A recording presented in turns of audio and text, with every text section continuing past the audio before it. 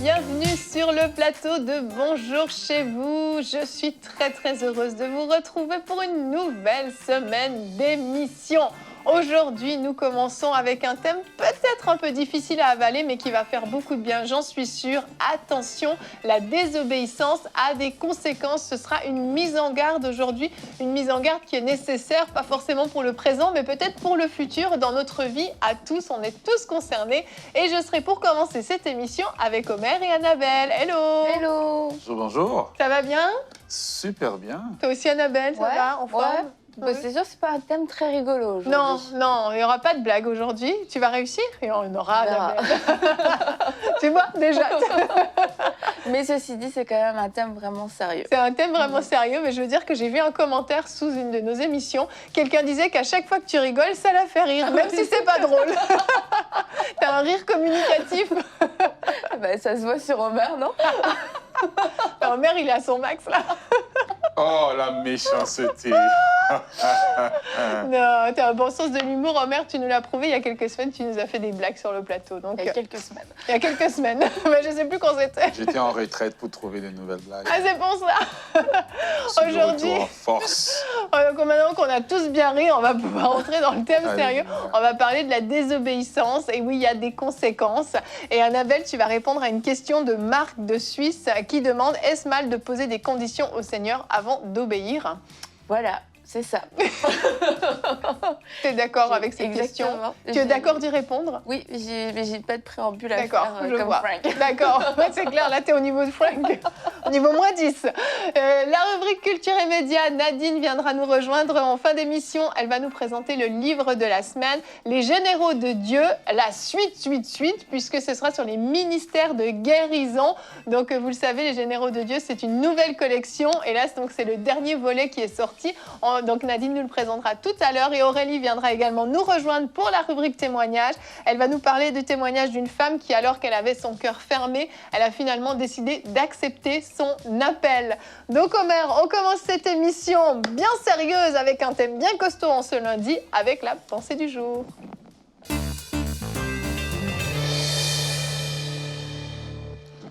La désobéissance est une bombe à retardement. J'aimerais te parler un moment aujourd'hui pour répéter encore le thème de cette pensée. La désobéissance est une bombe à retardement. On connaît c'est quoi une bombe, on sait c'est quoi le retardement. C'est une bombe qui a été programmée par une personne pour exploser à un certain moment donné, à un moment clé, à un jour J, à une heure H et à un moment T. La désobéissance est une bombe à retardement. Une bombe, c'est une combinaison de beaucoup de choses, de beaucoup de fils, de produits chimiques qui fait que ça produit une explosion. Et vous savez, souvent, on aime prier pour que Dieu nous bénisse, pour que Dieu nous fasse du bien. Mais dans le Notre Père, Jésus a dit que lorsque nous prions, nous devons prier pour que le Seigneur nous délivre du mal. Et souvent, nous pensons que ce mal, c'est un mal qui est à l'extérieur de nous, mais bien souvent, c'est un mal qui est à l'intérieur de nous. Et une des prières que nous pouvons faire, c'est prier le Seigneur pour qu'il nous donne un cœur chama. Un cœur chama, c'est un cœur qui écoute. Le mot chama, S-H-A-M-A, c'est le mot hébreu qui dit écouter avec l'intention d'obéir. Pas seulement écouter pour acquérir de l'information, mais écouter avec l'intention d'obéir.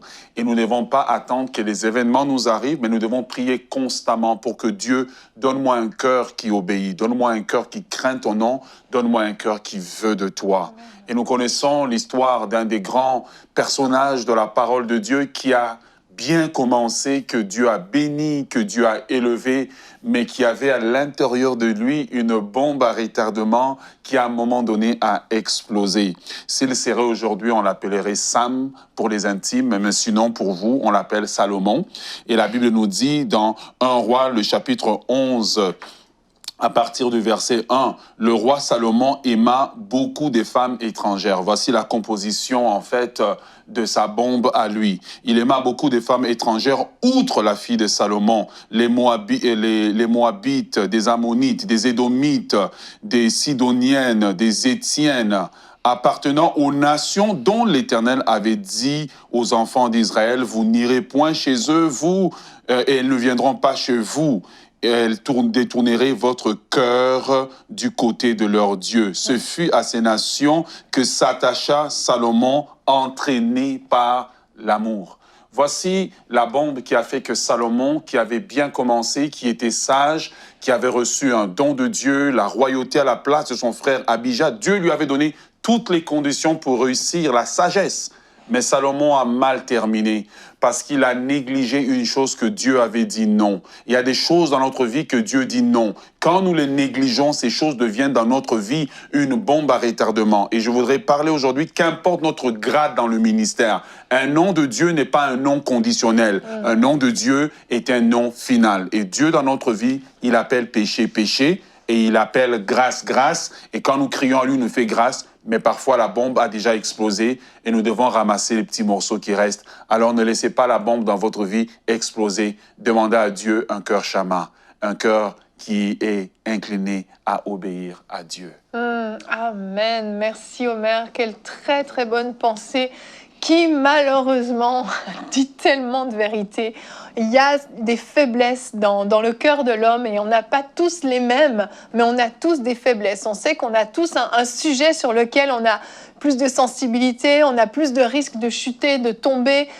Certains, ça va être les femmes, la gloire, les hommes, mais parfois c'est la médisance, parfois c'est la critique, parfois c'est vraiment... Il y a toutes sortes de choses en fait qui peuvent venir composer cette bombe dont tu parles dans ta pensée, et je trouve que l'illustration est excellente parce que souvent il y a plusieurs ingrédients, il suffit pas d'en avoir un, mais il y a des circonstances particulières dans lesquelles on est plus sujet à tomber, à désobéir à la parole de Dieu. Il y a des personnes avec lesquelles on va être qui vont justement faire comme ces fils connecteurs qui vont faire que la bombe risque plus facilement d'exploser. Et tous ces dangers, si on n'en a pas conscience, si on ne se connaît pas soi-même et qu'on n'est pas vigilant et prudent, effectivement, ça peut faire à un moment donné une bombe qui explose. Et là, ça fait mal. Et c'est vraiment une émission de mise en garde qu'on fait. C'est pour ça que ça commence avec le mot « attention ». Parce que vous n'êtes peut-être pas concerné en ce moment par la désobéissance. Vous sondez votre cœur, vous dites « Ben non, moi, Seigneur, je suis quelqu'un qui obéit à ta parole. J'y mets un point d'honneur dans ma vie. » Puis gloire à Dieu pour ça. Mais attention, parce que effectivement, Salomon a très très bien commencé. Il y en a beaucoup d'autres dans la parole qui ont très très bien commencé, qui avaient un bon cœur. Je pense même à David. Un cœur selon Dieu, c'est quand même un cœur qui a une grande valeur, qui avait plein de qualités, mais il avait une faiblesse et à un moment donné, il est tombé. Et ça peut nous arriver à tous, donc soyons extrêmement vigilants. Et je crois que cette émission est nécessaire dans les temps dans lesquels on est, et particulièrement peut-être avec tout ce qui s'est passé avec le confinement, on a un peu oublié qu'on peut voir ce qui se passe aussi chez nous. On est tout seul chez nous, confiné, puis on a l'impression que c'est comme si Dieu même ne voyait plus ce qu'on fait chez nous, mais les murmures de nos cœurs les plus silencieux, Dieu peut les entendre. Donc à combien plus forte raison, nos actions qui sont mauvaises, malheureusement, Dieu les voit et elles lui sont en horreur. Et peut-être, tu parles du confinement, mais peut-être que le fait d'avoir été isolé et de avoir moins de vis-à-vis, ça nous a rendu plus légers par rapport à notre désobéissance, par rapport au péché, parce qu'il n'y a plus personne pour nous le dire, en fait. Et il n'y a plus personne envers qui on va se sentir mal. Avant, on allait à l'église et puis on se sentait mal, en fait. Notre conscience nous reprenait. Peut-être que du lundi au samedi, on avait péché, mais le dimanche, tu arrives normalement dans un lieu qui est saint, avec des gens qui sont là en train d'adorer, et forcément, ta conscience te reprend, et c'est un rappel. Et si on est rappelé que le dimanche matin, quand on va à l'église, il y a un problème déjà, mais c'était quand même un rappel. Et c'était une occasion qu'on avait de pouvoir se repentir et de dire « Seigneur, non, je veux repartir, je veux délaisser ce péché, j'ai péché. » Mais là, il n'y a plus rien, en fait. Donc, 1 semaine, 2 semaines, et puis on finit par se séduire soi-même en se disant « Bon, c'est normal, personne ne me dit rien, Dieu ne me punit pas, j'ai pas eu d'accident de voiture ou des choses comme ça. » On se dit « Finalement, c'est bon, tout le monde est d'accord, l'univers n'a pas été bouleversé par mon péché. » Mais en fait, Dieu ne punit pas. C'est nos conséquences qui souvent vont venir nous punir. Et c'est pas parce qu'il se passe rien autour de nous ou que Dieu semble silencieux qu'il est en train d'approuver. Et c'est notre crainte de Dieu à ce moment-là qui devrait nous faire réagir et dire, même si Dieu ne dit rien, je sais que c'est pas bien, je sais que je suis en train d'aller à l'encontre de sa parole, je sais que je suis en train de pécher, je sais que ce que je suis en train de faire n'est pas bien, et avoir cette crainte de Dieu qui nous fait revenir auprès de lui et nous repentir, même s'il n'y a plus de frères, il n'y a plus de sœurs, il n'y a plus d'église, mais juste Dieu, dans toute sa grandeur, dans toute sa pureté, sa sainteté, soit suffisant parce qu'on l'aime. Oui. Et c'est ça, je pense qu'on a pu devenir léger, puis en se séduisant avec... comme le silence de Dieu est une approbation. C'est ça le grand danger, c'est de croire que ce silence est une approbation, c'est clair. Mais en fait, lorsque je pêche et que Dieu dit rien, cela devrait en fait m'inquiéter. Vous voyez, Dieu dit rien, cela devrait m'inquiéter. Mais j'aimerais encourager chaque personne. Il y a ce verset dans le livre d'Apocalypse que j'aime beaucoup et qui m'a beaucoup servi à différents moments dans ma vie où le Seigneur parle, je pense, à l'église de Sardes. Il dit, je connais tes œuvres et tes derniers fruits sont plus nombreuses que les premières. Et ça, c'était un espoir à un moment donné dans ma vie que Dieu, tu peux être aujourd'hui, peut-être que tu es tombé. Mais j'aimerais te dire que tu peux te relever et tu peux faire mieux qu'avant. Tu peux courir mieux qu'avant. Amen. Mais une des choses qui nous arrive souvent, on dit, je me sonde moi-même. Vous voyez, et quand je me sonde moi-même, je me sonde avec mes critères à moi. Mais quand c'est Dieu qui me sonde, Dieu peut voir, en fait, parce que le péché est toujours le fruit de quelque chose qui a déjà commencé. Vous voyez, je vous donne un exemple. Quelqu'un, il y a des péchés qu'on commet qu'on ne se rend pas compte. Quelqu'un regarde une femme.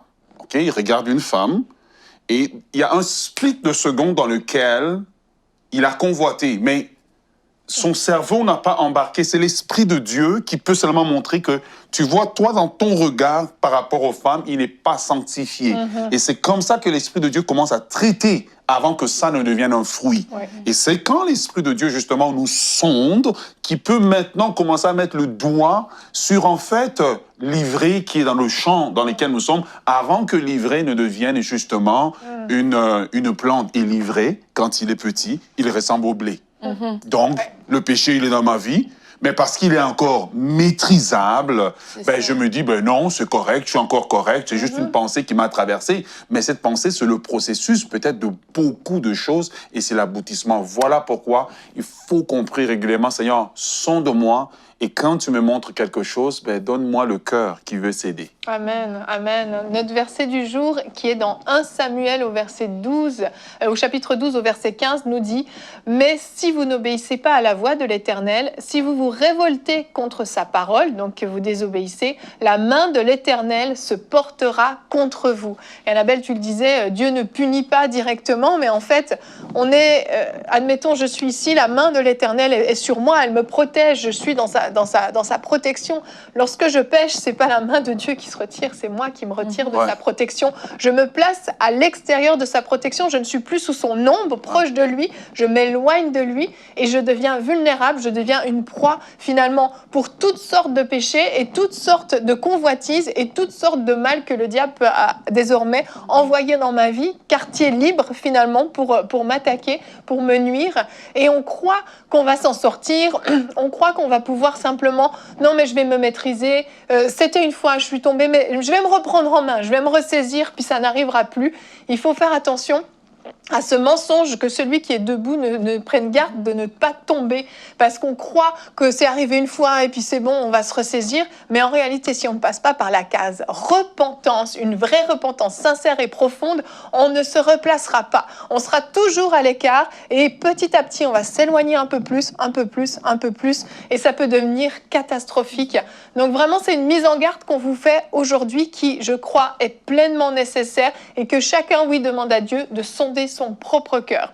Et Annabelle, parfois, Dieu nous demande certaines choses et Marc nous pose une question qui est très intéressante. Il demande donc, est-ce mal de poser des conditions au Seigneur avant d'obéir? Donc on lit sa parole où Dieu nous parle directement, on reçoit, je ne sais pas, éventuellement une prophétie et avant d'obéir, on dit, Seigneur, je veux bien, mais à condition que ci ou ça.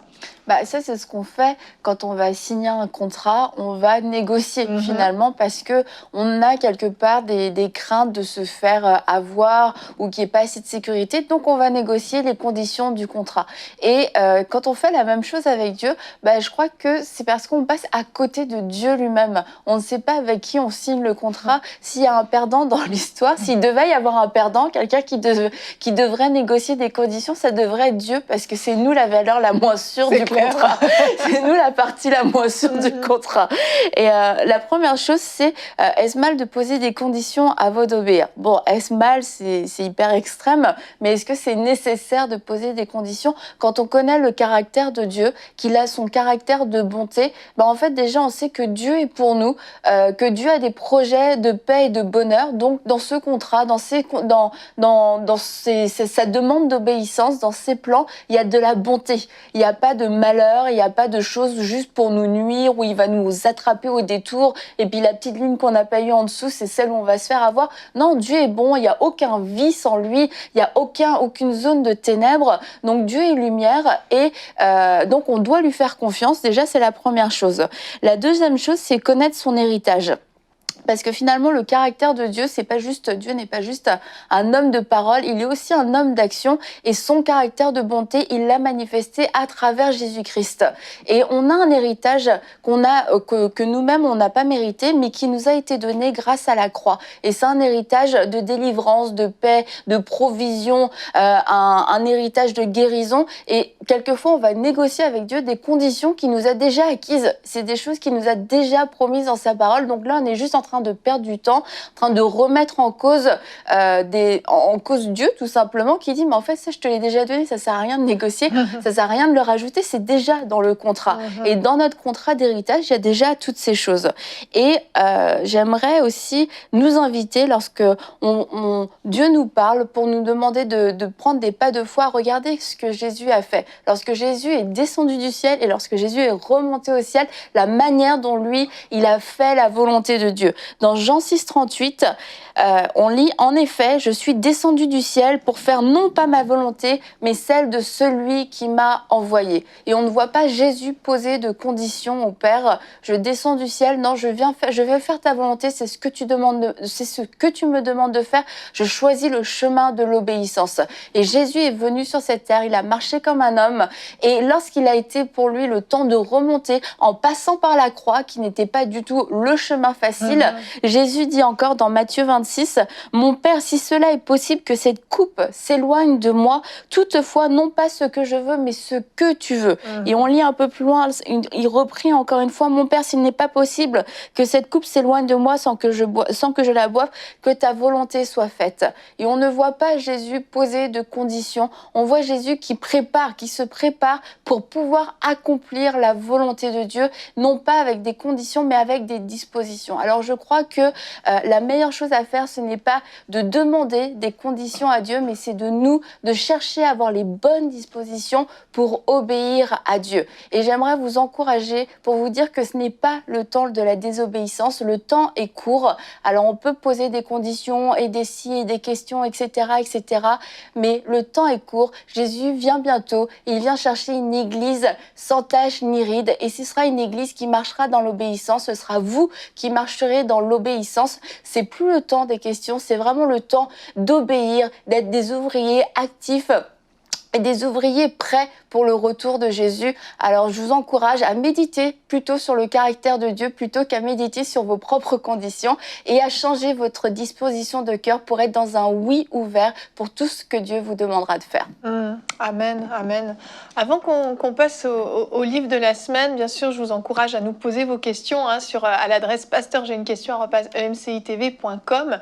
Mais j'aimerais qu'on prenne juste quelques secondes pour que ceux qui sont à la maison, qui sont touchés, concernés par ce thème, vous puissiez dès maintenant prendre une décision pour l'obéissance, vraiment. Un engagement sincère devant Dieu, peu importe finalement ce que ça coûte, peu importe à quel point ça vous paraît difficile, peu importe à quel point votre chair crie, que vous puissiez à la maison, maintenant même, prendre une décision, dire Seigneur, je m'engage maintenant à obéir à ta parole. Je renonce à ces vices, je renonce à ces inquiétudes, je renonce à ces désirs charnels. Je me soumets maintenant à ta parole, à ta volonté et je te donne toute ma vie. Lorsque nous sommes nés de nouveau, nous n'avons pas donné une petite partie de notre vie, nous avons donné toute notre vie. Et c'est également notre vie, c'est aussi notre volonté propre.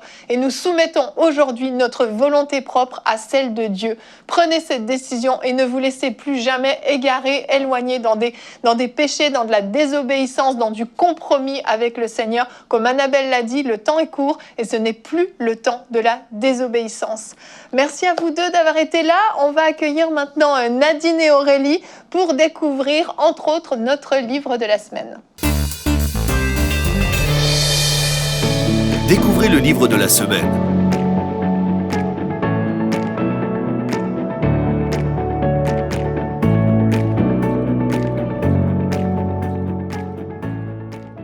Bonjour mesdames. Hello Bonjour Eline.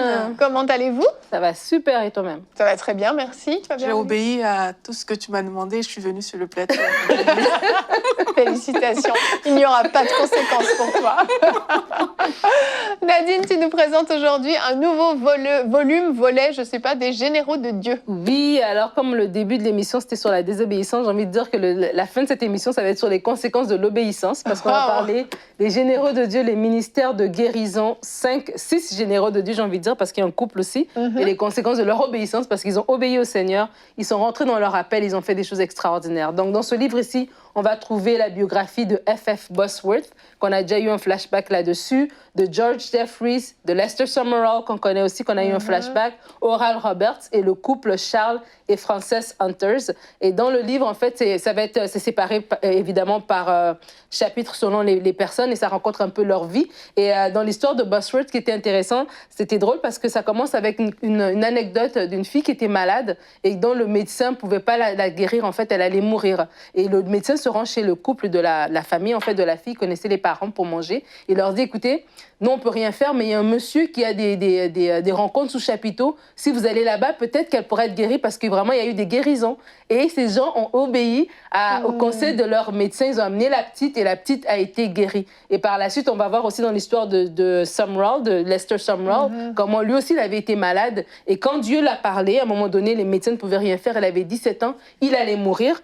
Et là, il a le choix entre le cercueil, il a une vision d'un cercueil d'un côté, il a la vision de la Bible de l'autre côté, il a un choix d'obéissance. Et ça dit que lorsque Lester a accepté de se soumettre, quelque chose se produisit dans son cœur et le ministère a commencé. Donc c'est vraiment bien écrit, c'est très agréable à lire et c'est inspirant pour nous, chrétiens d'aujourd'hui, de voir des personnes qui étaient là avant nous, qui ont obéi à Dieu, qui ont eu des conséquences extraordinaires dans leur vie. Et c'est un livre encourageant aussi, je trouve. Donc, il se trouve sur la boutique Inspiration, boutiqueinspiration.com, Les Généraux de Dieu. Excellent, merci. Et je le rappelle, donc c'est une traduction de la version anglaise et ça vient donc tout juste de sortir, c'est tout frais et c'est vraiment une très très belle collection. Si vous ne saviez pas, il y en a d'autres qui ont été faits auparavant. C'est ça, il me semble, c'est le volume 3 si je ne me trompe pas.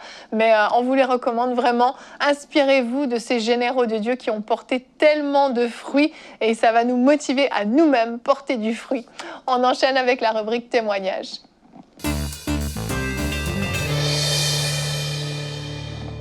Donc cette semaine, c'est dans l'émission Parole de femme qu'une personne a reçu un toucher divin.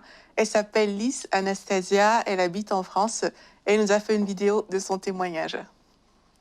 Bonjour à tous, je voulais vous partager un court témoignage aujourd'hui suite à une émission Comment discerner son appel sur Parole de femme. En fait, avant cette émission, j'étais vraiment abattue, triste et en fait j'avais vécu des choses où je voulais plus que Dieu me parle de mon appel du tout et je me fermais, je me bloquais complètement par rapport à ça. Et ensuite j'ai vu dans mon fil d'actualité YouTube l'émission Comment discerner son appel et ça m'a demandé beaucoup de volonté pour la regarder mais je l'ai quand même fait parce que je me suis dit il y a quelque chose derrière. Et pendant l'émission en fait, il y a souvent eu cette phrase phrase qui est revenue de « Il y a des femmes qui résistent à l'appel de Dieu ». Et à chaque fois qu'il y avait cette phrase, j'avais comme des coups dans mon cœur, comme « c'est pour moi ». Et à la fin, Nadine, elle a proposé de prier pour briser les chaînes et enlever la peur ou la crainte. Et j'ai vraiment fondu en larmes, j'ai pleuré. J'ai remis la prière une deuxième fois et j'ai refondu en larmes. Et j'ai senti vraiment que le Saint-Esprit m'accompagnait vraiment et me disait que il était prêt, lui, si je lui disais oui, pour repartir avec lui. Et je sentais aussi que Dieu n'était pas en colère contre moi parce que j'avais vraiment aussi peur par rapport à ça. Et ensuite, suite au conseil d'Annabelle, je suis allée voir l'émission Comment réagir face aux personnes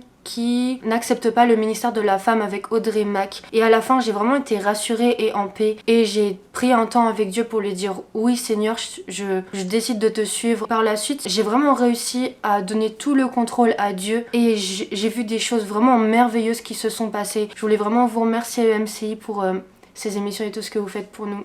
Merci.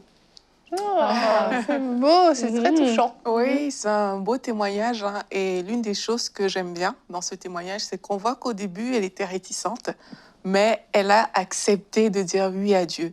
Et quelquefois, il y a des personnes comme ça qui, tout au long de leur vie, ils savent que là, je suis vraiment dans la désobéissance. Je ne suis pas en train de faire la volonté de Dieu. Et ces personnes résistent. Ouais. Mais un jour, quand Dieu met le doigt sur quelque chose, un peu comme l'émission qu'on a fait aujourd'hui d'ailleurs, Dieu a certainement mis le doigt sur beaucoup de choses dans la vie des gens. Mais c'est le temps de dire oui. Et quand elle a dit oui, elle nous fait comprendre qu'elle a senti la présence de Dieu. Elle a senti que Dieu ne l'avait pas abandonnée. Donc Dieu est toujours disponible, en fait, lorsqu'on décide tout simplement de s'abandonner à lui, de lui donner notre vie et d'obéir à sa parole. Lui, il reste disponible. Donc, c'est le temps de faire comme Lys, elle a fait et de dire tout simplement oui. Et aussi, il y a des personnes, peut-être elle a parlé de l'émission « Comment discerner notre appel » qu'on avait fait dans Parole de femmes. C'est aussi une très bonne émission pour toutes les personnes, justement, qui veulent obéir, mais qui ne savent pas toujours comment s'y prendre. Effectivement. Ah, c'est sûr, hein, l'obéissance, c'est un pas de foi, en fait, parce que souvent, ça va nous coûter, que ce soit de délaisser un péché, une mauvaise habitude, ou d'obéir à Dieu par rapport à notre appel, ça va nous coûter. Mais en fait, Dieu a le meilleur pour nous, et ses plans sont parfaits. Et on vous encourage réellement, de tout notre cœur, à l'obéissance. Tout comme Lys Anastasia l'a fait, vous pouvez vous aussi nous partager votre témoignage. Allez sur emcitv.com/témoignage et nous raconter ce que Dieu a fait dans vos vies au travers de la chaîne EMCI TV. Et puis on partagera peut-être vos témoignages un lundi matin. Merci Aurélie en tout cas pour ce beau témoignage qui encourage. Et puis c'était une jeune femme qui a témoigné. Et demain justement nous allons parler des jeunes. Notre thème sera comment comprendre la jeune génération. Alors peut-être que pour certains d'entre vous c'est un vrai casse-tête. Peut-être que vous êtes parents d'ados, de jeunes adultes et vous ne vous comprenez pas du tout. Eh bien demain on va tenter de vous donner des clés. Et Aurélie, tu vas faire une rubrique famille demain. Tu vas nous faire rentrer dans la tête d'un jeune en 2021. C'est ça. Opération chirurgicale en live. Donc ne manquez pas l'émission de demain pour vous éclairer sur cette génération. Pour les jeunes adultes, adolescents, fin de l'adolescence, jeunes adultes. On en parle demain dans Bonjour chez vous. Soyez bénis.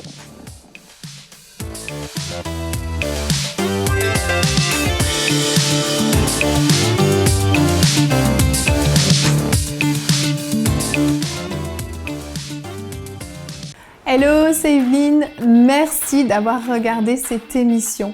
N'oubliez pas de vous abonner et d'activer la cloche pour ne pas manquer nos prochains programmes exclusifs. Et si vous avez à cœur de soutenir cette œuvre par un don, je vous invite dès maintenant à faire partie de la grande famille des partenaires en allant sur emcitv.com/don. Et n'oubliez pas, Dieu vous aime.